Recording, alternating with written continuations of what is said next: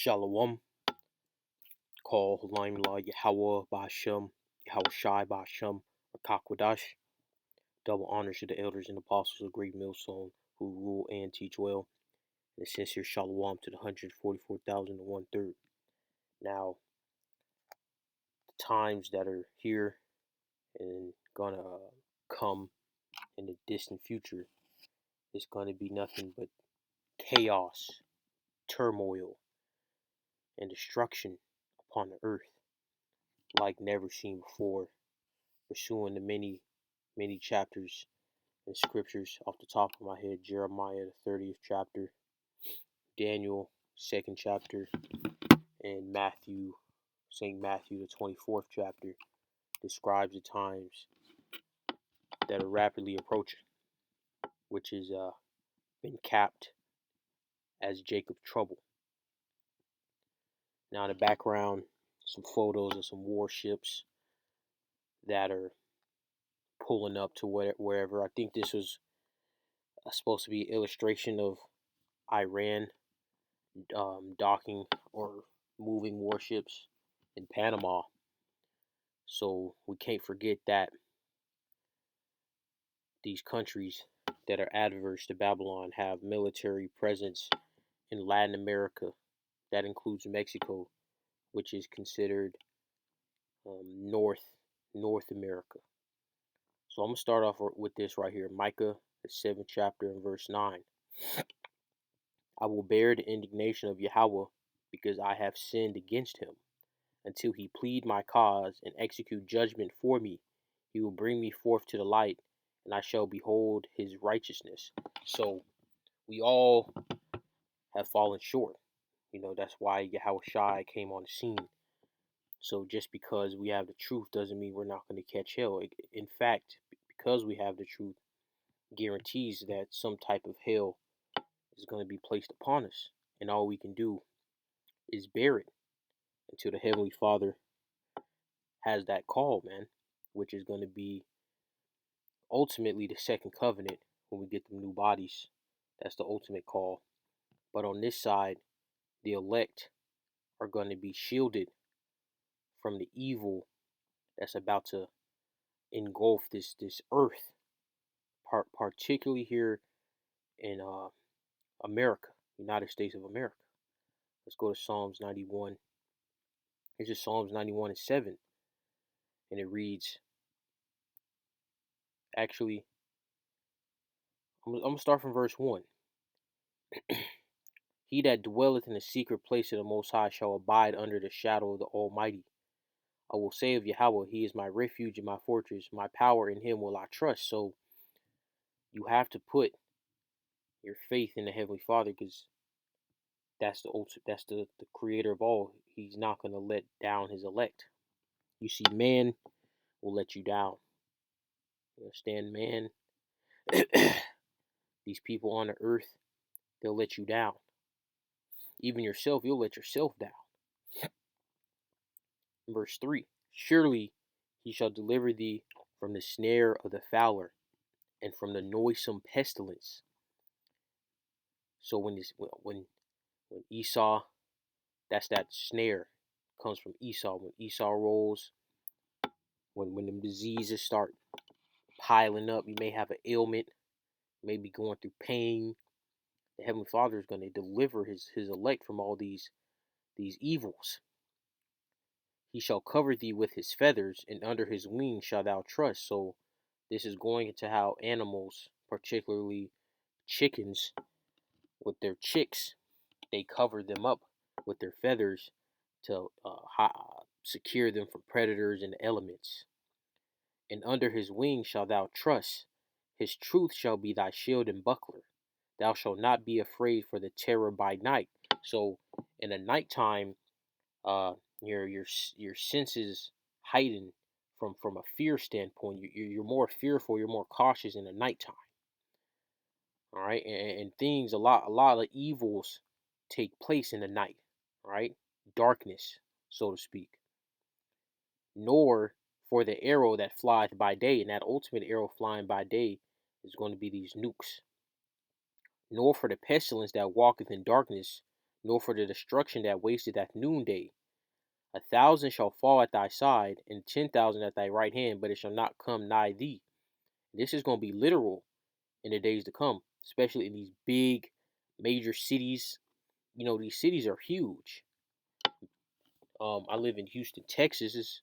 I think the metro area, the actual city of Houston is like 2 point something million, and then the metro area is over 6 million. So if you're in a city of 6 million people, and Heavenly Father is going to kill the overwhelming majority of people, you're literally going to have 10,000 bodies piled up within 1 square mile of you, man. It's going to be more than that, but just for reference, it's going to be that bad. Let's get this in 2nd Ezra 16. And let me see.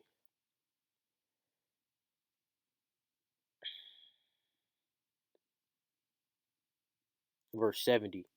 For there shall be in every place and in the next cities a great insurrection upon those that fear Yahweh. They shall be like madmen, sparing none, but still spoiling and destroying those that fear the Lord. For they shall waste and take away their goods and cast them out of their houses. So this is going to be an invasion. Esau, these other nations, and you best believe Jake is going to be in that, man. All right, these 2/3. And I'm talking about them going after the hopeful elect. They're going to come in like a flood. Isaiah, what was that, 59:19? This is going to be a blitz. Let's reread that verse 72. For they shall waste and take away their goods and cast them out of their houses. Then shall they be known who are my chosen, and they shall be tried as the gold in the fire. So the elect, when this great evil comes, and I'm gonna go into that word evil in a second. When all these come, it's gonna be known who's chosen of the Lord. It's not gonna be no hopeful elect in that day. And you best believe that the vibration, the spirit of everybody, particularly the elect, it's gonna be a new level unlocked. You understand? It's gonna be a new level of faith, new level of spiritual power, a new level that's been sealed off for now, but it's gonna be unlocked. Romans, let's go to Romans the 8th chapter in verse 32. He that spared not his own son, but delivered him up for us all. So this is Yahweh putting Yahweh Shah to death. How shall he not with him also freely give us all things? Who shall lay anything in the charge of the Most High's elect? It is the Most High that justifieth. So the Heavenly Father, no matter what the elect does, they're always going to be the elect. I mean, look what King David did, man. King David crashed out plenty of times, man. King David went off. But guess what? The Heavenly Father still has him as what? King David, the king over all of Israel. Look at what Yahweh Shai did when he was King Solomon. All right, he crashed out. From what is written, he crashed out worse than King David did, man. You see? So the Heavenly Father justifies, man, not us. We can't, our opinions on what we do and others do isn't the opinion, the outlook of the Heavenly Father. He has the ultimate say so. Like if you go to court, all right, you go to court, you do have a jury and a judge and a lawyer, but the ultimate say so is the judge. The judge is the one that truly gives the green light on cases, and that the ultimate judge is Yahweh. Now let's go to 2 Corinthians, the 12th chapter. Now this is the point right here, and after this I'm gonna go. I didn't forget. I'm gonna go to that word evil. 2 Corinthians 12:7.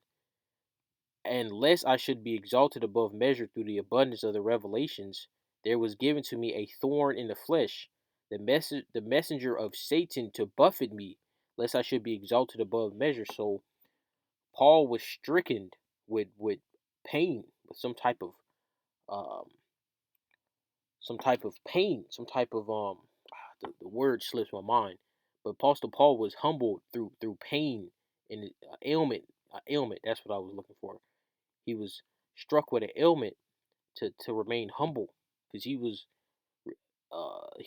directly learnt under Yahweh Shai. So you know he was full of knowledge and wisdom. I'm gonna read it in the NIV. Or because of these surpassingly great revelations, therefore, in order to keep me from becoming conceited, I was given a thorn in my flesh, a messenger of Satan to torment me. So the Heavenly Father, Yahweh, was like, all right, let me have the left hand go work with Paul real quick, you know? So you think that's was the only thing that's the last moment something? No, man, that's still happening now. All right. Now let's go on to that word evil in the Old Testament. Let's get that word evil. And it means bad, right? Unpleasant, giving pain, unhappiness, misery, and injury, distress, trouble, adversity. So that evil day, Jacob's trouble is going to be what? Evil. It's a day of evil. Trouble is something that you don't like, something that brings sorrow to you. And Jacob's trouble is going to be that ultimate sorrow. But guess what? I'm gonna end this off right here on a high note. St. Matthew, the 24th chapter, in verse 13, and it reads, "But he that shall endure unto the end, the same shall be saved." So guess what? And again, it says endure. So it's not. This is something that's not going to be a walk in the park. We're being built up for it, but it's going to be a endurance test from the beginning of entering the truth is an endurance test. So it's not like we're not enduring already. It's just going to crank up, and the Heavenly Father is going to crank us up. Lord's will be part of the elect. And with that, I say shalom.